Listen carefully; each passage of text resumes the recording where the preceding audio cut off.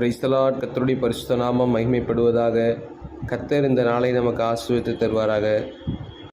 இந்த நாளிலும் கர்த்தர் கொடுத்த வசனம் சங்கீதம் 85:12. கர்த்தர் நன்மையானதை தருவார், நம்முடைய தேசமும் தன் பலனை கொடுக்கும். அல்லேலூயா. கர்த்தர் நன்மையானதை தருவார், நம்முடைய தேசமும் தன் பலனை கொடுக்கும் என்று வேதத்தில் நாம் வாசிக்கிறோம். வேதம் சொல்கிறது, யாக்கோபு 1 வாசிக்கிறோம், நன்மையான எந்த ஈவும் பூர்ணமான எந்த வரமும் பரத்திலிருந்து உண்டாகி ஜோதிகளின் பிதாவினிடத்திலிருந்து இறங்கி வருகிறது என்று 1:17 நாம் வாசிக்கிறோம். ஆகவே கர்த்தர் நன்மையானதை தருவார், நம்முடைய தேசமும் தன் பலனை கொடுக்கும். தேவன் நமக்கு நன்மையானதை தர அவர் உண்மையுள்ளவராக இருக்கிறார். அவரிடத்திலே ஒரு குறைவும் இல்லை, அவரிடத்தில் எல்லாம் நிறைவாக இருக்கிறது. ஆகவே அவர் தம்முடைய நன்மையினால் நம்மை திருப்தியாக்க வேண்டும். முதலாவது ஆண்டவர் நம்மை நன்மையினால் திருப்தியாக்க வேண்டும் என்றால் வேதம் சொல்வது சங்கீதம் 103 நாம் வாசிக்கிறோம், அவர் உன் அக்கிரமங்களை எல்லாம் மன்னித்து நோய்களை குணமாக்குகிறார், அழிவுக்கு விலக்கி தப்புவித்து கிருபையினால் இரக்கத்தினால் முடிசூட்டி நன்மையினால் உன் வாயை திருப்தியாக்குகிறார். முதலாவது நம்முடைய பாவங்கள் நமக்கு மன்னிக்கப்படும் போது ஆண்டவர் நம்மை நன்மையினால் என்ன செய்கிறார்? திருப்தியாக்குகிறார்.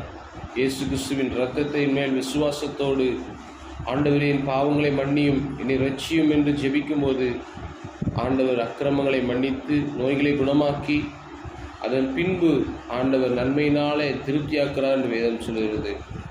இரண்டாவது பார்க்கிறோம், சங்கீதம் 122 கடைசியில் நாம் பார்க்கிறோம், என் ஆலயத்தின் நிமித்தம் உனக்கு நன்மை உண்டாக தேடுவேன் என்று தாவீது சொல்கிறார். எங்கள் தேவனாகிய கர்த்தரின் ஆலயத்தின் நிமித்தம் உனக்கு நன்மை உண்டாக தேடுவேன். ஆலயத்தை யார் அதிகமாக நேசிக்கிறாங்களோ, ஆலயத்தில் நடக்கிற ஜெபங்களுக்கு முக்கியத்துவம் கொடுக்குறாங்களோ, ஆராதனைகளுக்கு முக்கியத்துவம் கொடுக்குறாங்களோ, ஆலயத்தில் தேவனை ஆராதித்து ஆலயத்திற்காக ஏதாவது செய்யணுமேன்னு சொல்லி வாஞ்சிக்கிறாங்களோ, அவங்களுக்கு தேவன் நிச்சயமாக நன்மையானதை கொடுத்து கொண்டே இருப்பார். அல்லேலூயா. மூன்றாவது பார்க்கிறோம், சங்கீதம் 84:11 பார்க்கிறோம், தேவனாகிய கர்த்தர் சூரியனும் கேடகமானவர், கர்த்தர் கிருபையும் மகிமையும் அருளுவார், உத்தமமாய் நடக்கிறவர்களுக்கு நன்மையை வழங்காதிரார். தேவன் அவர் ஒருபோதும் நன்மையை அவர் தடுத்து வைக்க மாட்டார், அதை வழங்காமல் இருக்க மாட்டார் என்று வேதம் சொல்கிறது. தேவனை இடைவிடாமல் உண்மையாய் உறுதியாய் பற்றி கொண்டு நன்மையோ தீமையோ பவுல் சொன்னது போல அவருடைய வாழ்க்கையில் எந்த சூழ்நிலை ஆனாலும் அவர் மேலே விசுவாசத்தோடு உறுதியாய் உத்தமமாய் அவரை பின்பற்றும் போது நன்மையானதை கர்த்தர் நிச்சயமாக நமக்கு தராமல் இருக்கவே மாட்டார். அல்லேலூயா. சூழ்நிலைகளை பார்த்து தேவனை விட்டு பின்வாங்காமல் உத்தமமாய் அவரை பின்பற்றுவோம்.